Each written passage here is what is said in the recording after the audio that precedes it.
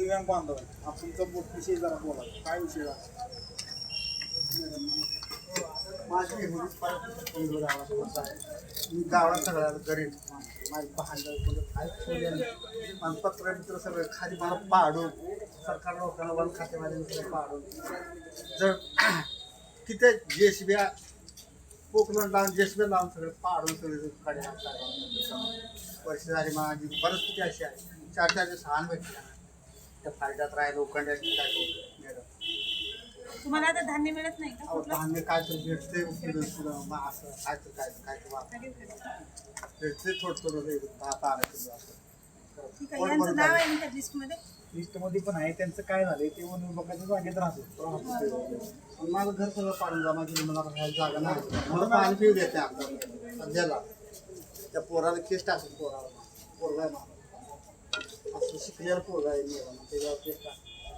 मला अन्न खायला भेटत नाही, पाणी नाही, जागा नाही, घर नाही, काही सगळं नाही. 40 वर्षाला आता नाही वाटतं सगळं. मॅडम अशी किती कुटुंब आहेत की शासकीय जागेवर राहतात? एकाच दिव्यांग बांधवावर हा अन्याय करायचा. अन्याय आता तो विद्यार्थी शिकत असताना जर त्याच्यावर तुम्ही केसेस घालत असला तर ही दुर्दैवी घटना आहे का? होय आपण गाठी आमची विनंती आहे. कसं जगायचं मला तिथं जागा काहीच नाही.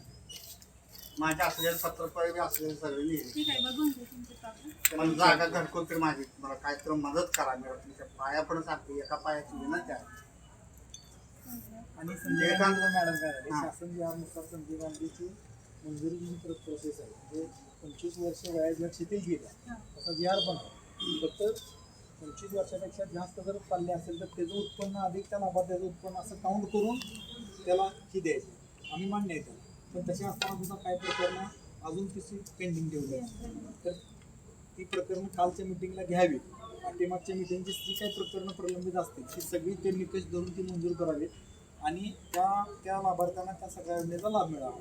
जर अन्यथा जर ह्या गोष्टी मॅडम येत्या 10 दिवसात नाही झाल्या तर आम्ही बेमुदत उपोषणाचा आता इशारा देतो. त्या पद्धतीने आम्ही तुम्हाला निवेदन देतो. त्याचं जे काय परिणाम होतील त्याला सर्वोच्च जबाबदार तुमचं तहसील कार्यालय राहील. बरोबर आहे. बोलते ना.